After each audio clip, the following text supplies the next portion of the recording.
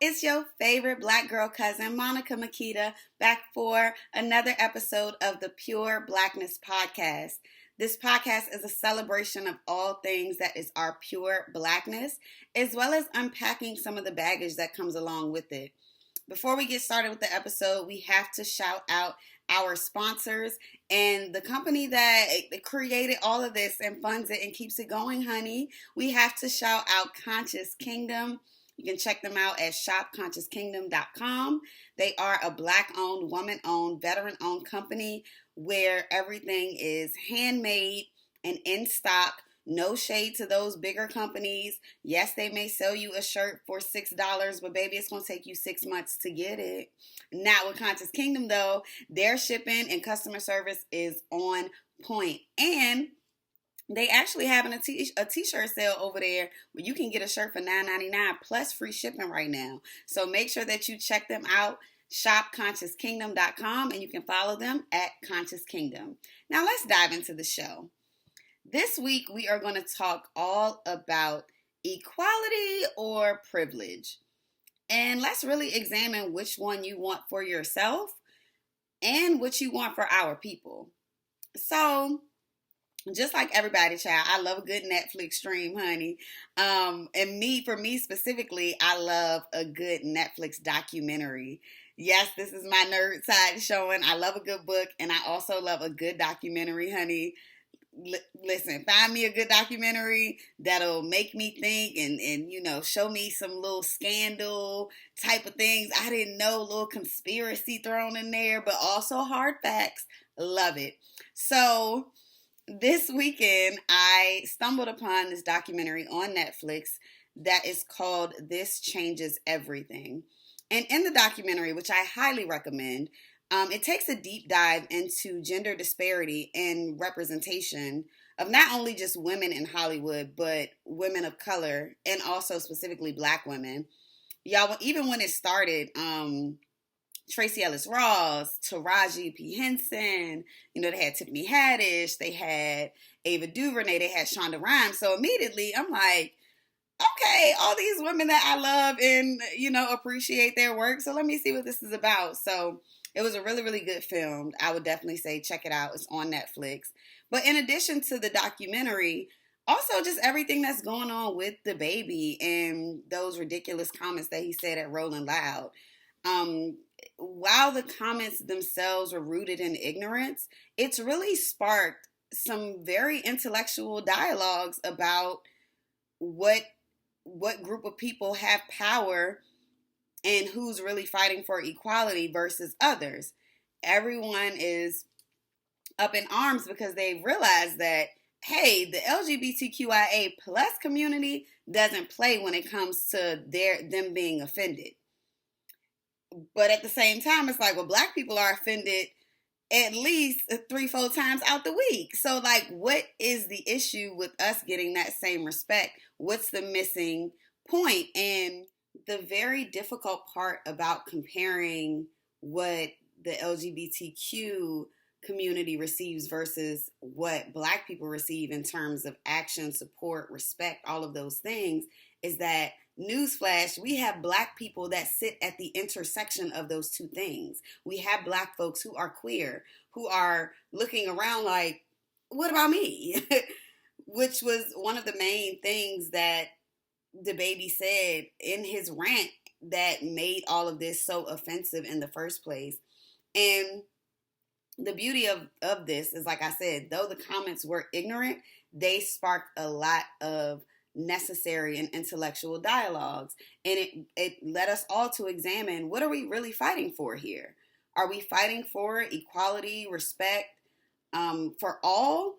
Or do we kind of just want it for those that we deem are appropriate or deserving? And one of the best tweets that I ran across was from, I don't really know how to classify her, but I would say she's a reality star, model, also even maybe like a vlogger because she's big on YouTube. But T.S. Madison, she tweeted, "Dear Black people, my people, listen, if you don't want equality, justice, and freedoms for all of your people, you really only want privilege." And I get it. I get it. The TS in her name don't stand for Terry Susan, okay? T.S. Madison is an openly trans black woman who used to be a sex worker. And that's, that's widely known about her. And she isn't shameful about it, but I get it that a lot of folks can't hear the message if they don't really rock with or respect the messenger. And with her being a trans woman and a former sex worker and all of those things, folks ignore her existence as it is. I mean, trans women are being assaulted and murdered at alarming rates simply for breathing, child. And nobody is listening. So, of course, I don't expect a lot of people to read a tweet from her and it sparks something within them as it did for me. But either way, she made a very valid point. It's really time for us to examine, do we really want equality for women, for black women, for black disabled folks, for black non-gender conforming folks, for poor black folks, for trans black folks, for darker skinned black folks, for folks with medical and sexually transmitted diseases, for folks with HIV and AIDS? Do we really want that equality? Do we understand what that looks like for that equality to exist? Or have we really migrated to more of that Eurocentric mindset of it's all about what I as the individual can accomplish and how I'm treated and what that provides to me in terms of access, resources, power, and so on and so forth? Because T.S. Madison is absolutely right. If just because you can afford your health care, you don't deem it important for poor black folks and poor gender nonconforming and poor disabled folks to also be granted that same opportunity to have health care, education, all of those things, then baby, you don't want equality. You want the privilege of you just having access to it. Like, let's really think about it. Do you want all the black folks at your job to be paid fairly and equally? Or are you simply just trying to get your spot that provides you with a white man's salary?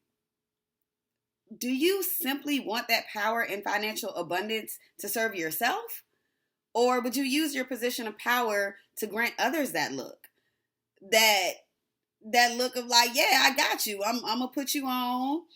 And you do that for someone that looks like you. Or at least give them the access to the education and knowledge to get to where you are. Are you thinking like that, or are you thinking, no, I just want to be in my position of power so I can flex with my car and my designer and da da da da da? Which one is it? Because just because you get a seat at the table doesn't mean that's equality if you are not also fighting for the opportunity for someone else other than yourself to be granted that same opportunity. Specifically to black men, like, we gotta talk. Even in 2021, yes, we as black people as a whole in our entirety are not getting the coin that we deserve. Despite our education, despite our experience, all of that. Even in all of the hype that we give HBCUs and the push we constantly are making for education, and we are out here pursuing it, and we are getting it done. A lot of us first generation type shit, getting it done. Even with all of that, black women are still severely underpaid. Collectively as a whole, working women lose out on more than $500 billion a year due to wage gaps. And I said that's billion with a B, y'all. That gap exists in nearly every profession. And these are facts that are sourced from the American Association of University Women. Peep their website, aauw.org. I just don't be spitting shit to be messy or to stir the pot. Those are real numbers. Even in representation alone, in 2019, almost 800 films were released and about 329 were released in 2020. Obviously, COVID affected those numbers. But I'm talking about all movies, indie movies, low budgets, and all of that, child. Yet, only about 24 out of a total of the 178 big studio films that big studio, the ones we actually hear about, that were set for release in 2019 and 2020, were directed by actual filmmakers of color. So out of all of that, only 24 out of the almost 200 came from filmmakers of color. And I'm specifically saying filmmakers of color because all of those people weren't even Black folks. Again, this isn't, yes, opportunities are being granted, but that's not equality. Those that are in those spaces are thriving from privilege. Currently, the positions of creative control in Hollywood by Black folks make up less than 6%. And that includes writers, directors, producers, all of that. How is it that Black folks have a spending power of $1.2 trillion annually, with half of that pouring into our entertainment, movie, films, TV, all of those things, yet we only have creative control over 6% of the things we actually consume? Which, again, I'm not naive. I know a lot of this is related to white supremacy. That's a whole nother podcast. But in terms of the amount of Black wealthy people that we have on this earth, these numbers are a little skewed to me. It does not make sense to me that we have so many wealthy athletes, celebrities, science. I mean, we're across the board with it. We're sprinkled in there every now and then, but these people have extreme wealth. Why are these numbers still looking this way? Because if you really believed in equality, wouldn't you just be creating the opportunities with the wealth that you're amassing, as opposed to just focusing on yourself to build the privilege to continue to amass more wealth? Like, am I tripping? I don't know. Like I said, out of all of that, we only have 6% of the creative control of the things that we actually consume. And the few options that we do have pretty much still objectify or show negative portrayals of Black women. Let's really take a deep dive into it, y'all, when it comes to the representation aspect of equality or privilege, right? Let's look at how Issa Rae or someone like an Ava DuVernay will write Black men and how they film Black men in their projects, how they center them, the different dynamics they show of the Black men that are their characters, whether it's based on true stories or not. Just the depiction that they provide always gives a lot more nuance than what Black women are typically granted.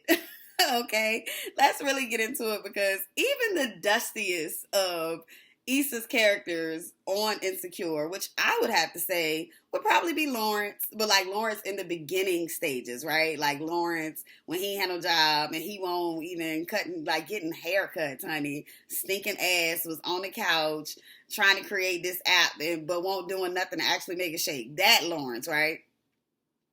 Even with that, Issa still gave him a character arc that allowed him to ultimately accomplish his entrepreneurial dreams, get a good ass high paying tech job.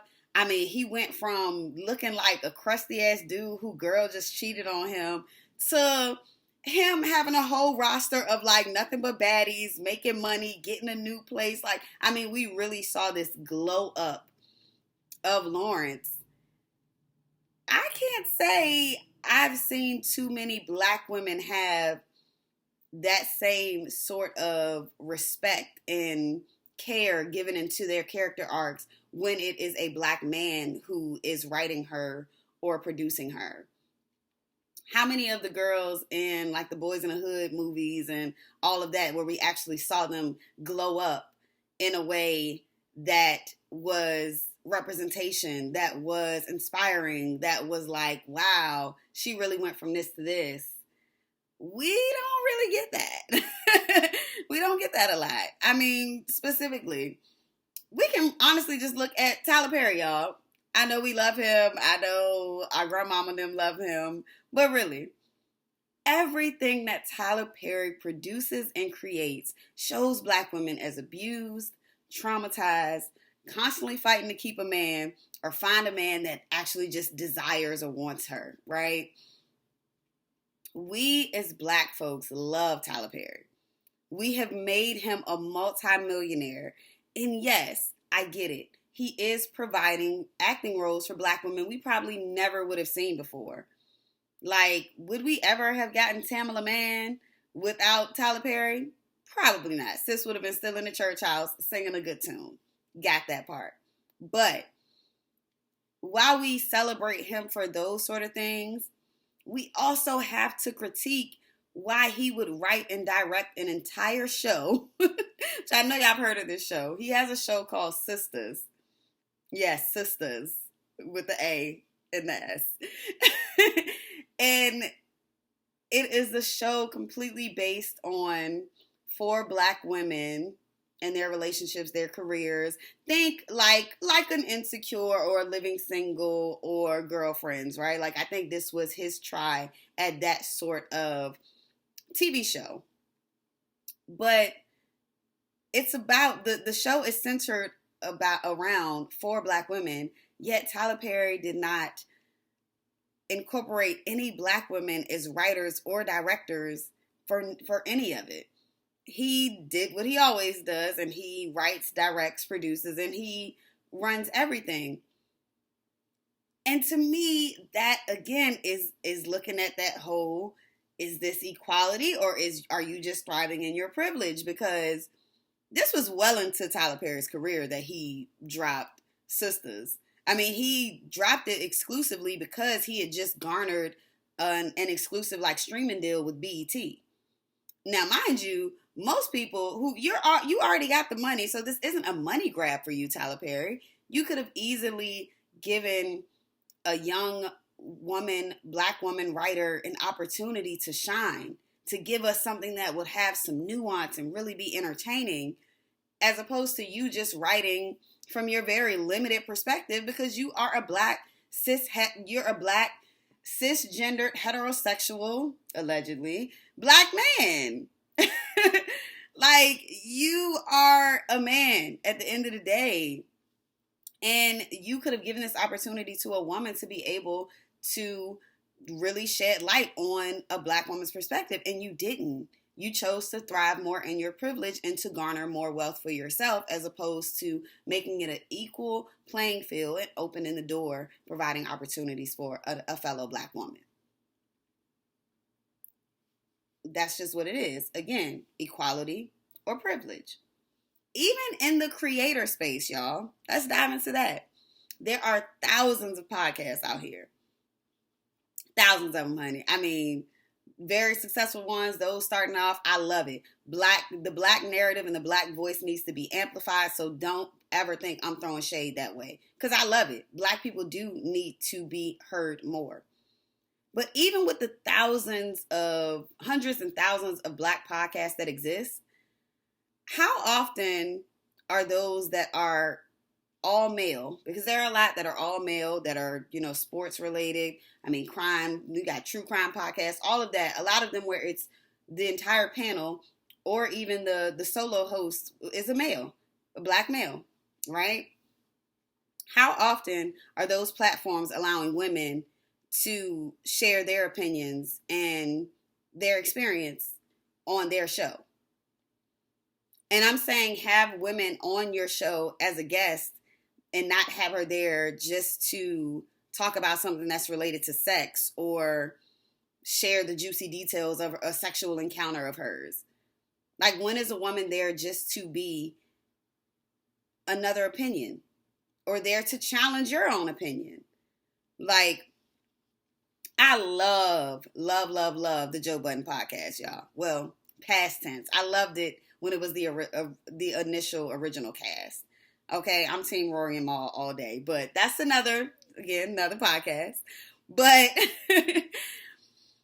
it got really weird for me, even as a fan, when I would be listening and each and every week they would openly talk about women's issues, whether it be dating, abortions, vaginal health, all these things. And it's a group of cisgendered, heterosexual, black and white men, because Parks and Rory, but at the end of the day, it's a group of men sitting around talking about all these things that are, this is a woman's, this is a women's thing. And they would even say, we don't have a woman here to share her perspective. Yet not once did they include a woman there to be able to speak on the things that they would be talking about. Granted, yes, they would call women, but for the most part, they would call those women if it were an album being released. Because again, it is a music podcast, so I get that. But in those moments where they were discussing actual topics that related directly to women or were about women, not once has anyone on the Joe Budden podcast, old and new, will call a woman to say, we want to know what your perspective is on this because we respect you. The only time that they would do that is if it was someone that Joe found sexually attractive. Like they had, I think her name is Rosa Acosta, she was like a video vixen girl. Even when she came on the show, she was doing splits on the couch. No shame, sis, never that. No judgment. Live your life.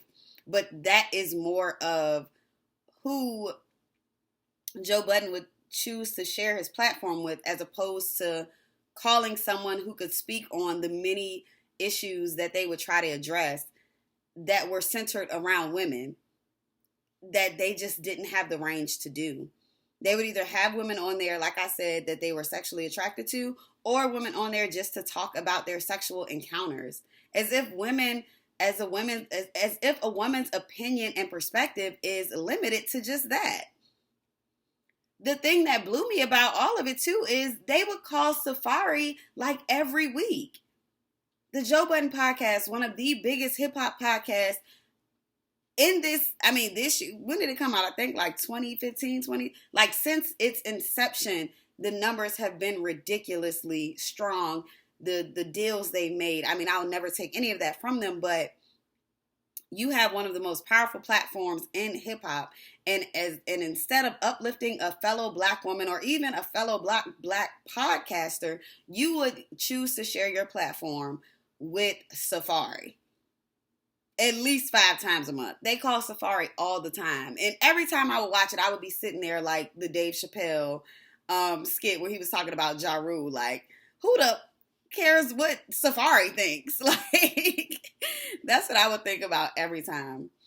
But honestly, when has a man actively chose to be quiet and hand the mic to a black woman to share her experience,